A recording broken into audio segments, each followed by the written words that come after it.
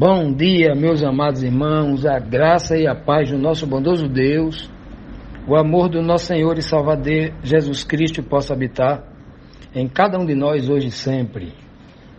Essa semana estamos estudando na lição de João sobre o próprio apóstolo João, como a salvação chegou para ele, como o Senhor foi bondoso com ele, as suas escolhas, como ele escreve, como ele refere-se a si mesmo, né? Hoje, na primeira pergunta da quarta-feira, a pergunta 7, nos traz aqui um questionamento. A intimidade e confiança que Jesus tinha nos irmãos chamados Tiago e João fizeram com que sua mãe fizesse que tipo de pedido a ele? Mateus capítulo 20, versículo 20 e 21 diz assim: Aproximou-se dele, então, a mãe dos filhos de Zebedeu. Quem eram os filhos de Zebedeu que a Bíblia descreve? Tiago e João. Ela estava com seus filhos, ajoelhando-se e, fazendo-se-lhe um pedido, perguntou-lhe Jesus: Que queres? Ela respondeu: Concede que estes meus 2 filhos, olha, além de dizer os filhos de Zebedeu, ela diz que é 2, Tiago e João, né? Se sentem um à tua direita e outro à tua esquerda no teu reino. Veja, meus amados, aqui, obviamente, a mãe dos filhos de Zebedeu, que a Bíblia não revela o nome dela, né? Pelo menos nesse texto aqui, não revela o nome dela, né? Ela chega para fazer um pedido, né? Um pedido legal. Mas alguém poderia dizer, para os demais discípulos, poderia até ser que fosse imoral, né? Era legal, ela podia pedir o que ela quisesse, obviamente, né? Mas não soava muito ético isso. Por quê? Porque o pedido dela vinha com uma certa carga de vantagem. E a palavra de Deus, ela estimula o homem espiritual a ser humilde e não levar vantagem sobre o outro. Não buscar ser maior do que o outro, melhor do que o outro. E o pedido dela aqui me parece que ela está querendo isso. Ela está querendo privilégio para os seus filhos. Me parece uma pessoa sem muita noção. Mas quem está falando aqui é o coração de mãe. Não me parece uma pessoa com muito discernimento espiritual. Vamos trocar a palavra noção por discernimento espiritual. Não me parece. Mas aqui a gente vê que o amor de mãe, o coração de mãe, que sempre quer o melhor para seus filhos, veja que Cristo, né, se vocês continuarem a leitura no versículo 22, 23, vai ver que Jesus Cristo não recrimina ela. Cristo não diz assim para ela assim: mulher do coração mau. Ele não vai, né? Cega, você não sabe o que está pedindo, você não... Ele não vai discriminar a mãe nesse sentido, porque o coração de mãe aqui, o coração dos pais, né, tanto da mãe quanto do pai, aqui no caso uma mãe, vai sempre querer o melhor para os filhos. Ora, ela não sabia o que estava pedindo. Como muitas vezes cada um de nós também pedimos coisas que a gente não sabe o que está pedindo e que não é o melhor para nós. Louvado seja Deus, que Ele é onisciente e só dá o que é melhor para nós. Porque se o Senhor fosse atender tudo o que nós pedimos, como esses pais aí, todo culpado, que dá tudo o que o filho quer e estraga o menino, imagine a dificuldade que nós teríamos, né? Que tipo de caráter nós teríamos hoje? As dificuldades que nós iríamos construir devido a isso. Pois bem, então ela faz esse pedido, Cristo não a recrimina, não a condena, né? Mas diz para ela: olha, isso eu não posso atender. Você está fazendo um pedido para mim, que isso eu não posso. Primeiro, que Cristo não podia compactuar com ela, no sentido de fazer uma espécie de acepção de pessoas. Dentre 12 discípulos, privilegiar um em detrimento dos outros. Exaltar um e não exaltar os outros, não é? É por isso que a Bíblia diz claramente lá no livro de Apocalipse que todos nós, sem exceção, Deus nos comprou, Cristo nos comprou para Deus com o seu sangue para nós nos tornarmos reis e sacerdotes, né, no reino de Deus. Veja só que é uma posição muito maior do que sentar uma à direita e outra à esquerda. Será como rei, meu amigo. Né? Numa tipologia aí terá o seu próprio trono, né? Será como rei, ou seja, vai viver em plena liberdade, nunca mais vai ter um homem que manda no outro. Lá no céu a gente não vai ter gerente, não vai ter coordenador de grupo, chefe de 1000, chefe de 100, chefe disso, daquilo outro, não. Seremos plenamente iguais e nós seremos submissos somente a Cristo, nosso governador, o nosso rei, e a Deus o Pai, o Rei dos Reis, né? Que estará, a quem Cristo será submisso pela eternidade sem fim. Mas aqui, nós vemos aqui, ó, que a intimidade de João era tão grande com Cristo, e isso com certeza deve ter sido percebido pela mãe de João, que tem essa intimidade, que tem essa coragem, via o carinho especial que Jesus tinha realmente por Tiago e por João, e ela se encorajou a fazer esse pedido. Por aqui nós temos uma ideia, não é?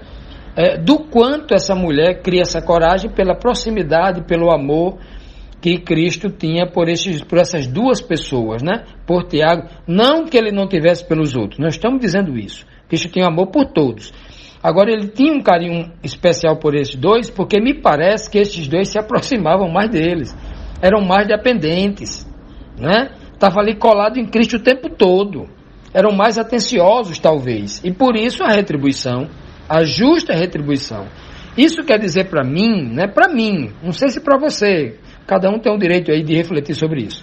Para mim, essa mensagem implícita aqui diz assim, ó, quanto mais eu me aproximar de Cristo, quanto mais eu for íntimo de Cristo, mais privilégios de revelações espirituais eu terei, né? Agora, eu tenho certeza também que se eu me salvar, porque eu vivo nessa esperança, eu tenho a esperança que o Senhor vai me salvar. Quando eu olho para mim, coitado de mim, eu não me vejo como salvar, mas eu só vivo olhando para o Senhor. Então, quando eu olho para o Senhor, eu não vejo como me perder, porque o poder dele é muito grande, né? E a gente se esforça para isso. Então, eu digo nesta fé, eu tenho certeza que depois de salvos, né, todos nós, alguns de nós, não sei, teremos a certeza que o Senhor nunca nos exaltará acima dos outros para ou humilhar alguém ou para dizer que ele tem preferências. Não. Essa ideia aí eu não encontro nas Escrituras Sagradas, essa ideia da preferência, né? A igreja tentou inventar essa mentira aí para animar o coração dos cobiçosos, né? Estimular o cobiçoso. Ei, traga o máximo de gente para a igreja. Se você trouxer 1000 pessoas para a igreja e batizar, aí você vai ter 1000 estrelas na sua coroa. Olha só. Onde é que está escrito isso, né? Pois é, meus amados irmãos. Que o Senhor nos abençoe, que o Senhor nos dê discernimento espiritual, para que a gente cresça no mesmo espírito de Cristo, de humildade. Simplesmente fazer sem esperar nada em troca e confiar no Senhor, que Ele sempre dará a justa recompensa. E a recompensa dele sempre é maior do que o que nós esperamos. A mãe de Tiago, a mãe de João, pediu para sentar uma à direita e outra à esquerda de Cristo. Cristo falou assim, não, você vai sentar na direita, vão sentar comigo no meu trono e vocês serão reis e sacerdotes. Então, infelizmente, nós não sabemos pedir. Continuando, meus amados, agora vamos aqui para a 8ª pergunta, que nos faz aqui o seguinte questionamento. Jesus tinha João como um irmão mais novo. Vamos ver se isso confere, né? Que cuidados afetivos tinha Jesus por João, mesmo na hora da sua morte? Veja só, no livro de João, no capítulo 19, versículo 26 e 27, diz assim: ora, Jesus vendo ali a sua mãe, Maria no caso, né? E o discípulo a quem ele amava estava presente com Maria, né? Disse à sua mãe: mulher, eis aí o teu filho, com o discípulo amado, obviamente. Depois disse ao discípulo amado: eis aí a tua mãe. E desde aquela hora o discípulo amado recebeu Maria em sua casa, a recebeu em sua casa como mãe, veja só, como se fosse a mãe dele. Ora, João tinha uma mãe, o texto anterior mostra isso, João já tem uma mãe, mas a consideração dele por Jesus Cristo, familiar, afetiva, de irmandade, não é? É como se Maria, ele recebe como sua mãe, ele recebe como mãe. Veja, o primeiro ponto aqui que eu quero destacar neste verso é justamente a humildade deste apóstolo, né? No caso aqui, desse discípulo João. O apóstolo ele vai ser depois depois da ressurreição de Cristo, né? Pois bem, aqui João se refere a si mesmo como o discípulo amado. Ele nem cita o nome dele. Ele sempre fala dele na terceira pessoa. Ele aprendeu com Cristo. Cristo falava muito dele na terceira pessoa, né? Este é o pão da vida, falando dele, né? O filho do homem, falando dele mesmo, né? O cordeiro, falando dele mesmo. Então Cristo, João aprende direitinho essa humildade maravilhosa que Cristo tinha, né? E aí, diante deste aprendizado que João teve com Jesus Cristo, ele agora está colocando até na escrita. Você vê realmente que coisa linda, né? Quanto mais se convive, né, com Jesus Cristo e aprende o jeito dele falar, o jeito dele agir, a forma como ele procede nas situações de estresse, nas situações de teste ou nas situações de bonança, né? Quanto mais a gente olha para isso, aprende com isso, mais a gente faz semelhante a como Cristo fazia. E em seguida aqui nós vemos essa cena, né? Uma cena muito, muito emocionante, quando Cristo estava prestes ali a morrer, a expirar, né? Ele olha ali, vê a sua mãe, olha do lado, vê também o discípulo João, né? O discípulo a quem ele amava, o discípulo amado, né? É uma expressão muito linda que João dá para ele mesmo. Eu amo essa expressão, porque estimula cada um de nós também dizer isso. Olha, eu sou um servo amado. Eu sou muito amado por Deus. Porque quando você se sente amado, você encontra uma força espiritual para seguir firme e forte. Então eu faço questão de dizer, eu sou um servo amado. Eu faço questão de dizer, porque eu me sinto assim, e eu gostaria e quero, né? Gostaria que todos os que vão ouvir esse áudio também se sintam assim, amado, porque é uma verdade. Isso não é um discurso de retórica, não. É uma verdade bíblica. Somos amados, sim. A prova já foi dada, né? Não só na cruz do Calvário, mas durante milênios essa prova vem sendo dada. E aí ele olha para Maria e diz, Maria, olha, aí está o teu filho. Ó. Em outras palavras, ele está dizendo, esse é meu irmão. Eu sempre quis ter um irmão como esse aí. Olha, Jesus está dizendo isso de forma implícita. Esse aí eu tenho como irmão. É um irmão que eu tenho, que a vida me deu. Não tem o mesmo sangue da minha mãe, né? Mas é meu irmão. Olha aí o teu filho. Olha, mulher, o teu filho. E disse para João, João, aceita a minha mãe como tua mãe, porque nós somos irmãos de fato. Que coisa linda, não é? Que coisa linda. Veja que intimidade. Eu não sei se tinha algum outro discípulo ali, de longe, escondido, alguma coisa, mas João, ele se aproximou ali da cruz mesmo, sem medo de ser perseguido. Aí nós vamos ver, não sei se amanhã, na quinta-feira, né?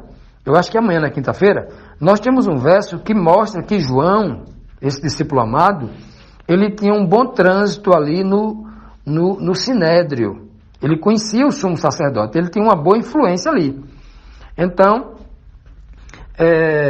nesse contexto aí, ele chega ali na cruz, diferente dos outros discípulos que estavam com medo de ser presos, né, e perseguidos e tal, e ter o mesmo fim que Cristo, mas ele não, ele vai lá. Inclusive, ele começa a estar na presença de Cristo desde quando Cristo foi morto. Né? No texto que a gente vai ler, não sei se é amanhã, quinta ou na sexta, vai ver que ele está lá, Cristo está preso lá, e ele vai lá, Pedro fica lá fora, na porta com medo, né? Ali, meio tentando se esconder. Ele vai lá, pela sua influência, João coloca Pedro para dentro. Então, João está ali. Eu não sei se tinha outro, mas a Bíblia não cita. Aqui, apenas eu consigo enxergar na cena do Calvário, apenas as pessoas dentre os discípulos, apenas a pessoa de João. Né? É o que a Bíblia nos diz aí. Né? Pode ser que tenha outros? Pode. Pode ser que João tenha pedido para levar outro? Pode, mas a Bíblia não diz. Né? Nem diz aqui no livro de João, nem a gente encontra em outros livros. Mas João faz questão de registrar esse momento, né, no seu próprio livro, dá esse testemunho precioso do quanto Jesus, né, quer se relacionar conosco como familiar. Só depende de mim, só depende de você, só depende de nós nos tornarmos familiar de Cristo, nos tornar um parente próximo, nos tornar irmãos de verdade. Só depende de mim e de você. Quanto mais eu me aproximar, Jesus não rejeita a intimidade que vem, né, sobre os alicerces do respeito, da honra, da fidelidade, da lealdade, da obediência, do amor, do bom exemplo, da boa fama. Se você se aproxima de Cristo, né, querendo aprender isso, e com o coração disposto para viver assim, desta forma santa, tenho certeza absoluta que ele vai se tornar o seu irmão, vai se tornar o nosso irmão. Assim como fez com João, com Pedro, com Tiago e com todos os demais discípulos com quem ele conversou, com quem ele conviveu. Com cada pessoa que ele curou, com cada pessoa que abandonou o pecado e aceitou a salvação que ele estava oferecendo, para que ele levasse ao Pai, para se tornar irmão, para se tornar filho do mesmo Pai, seu irmão também.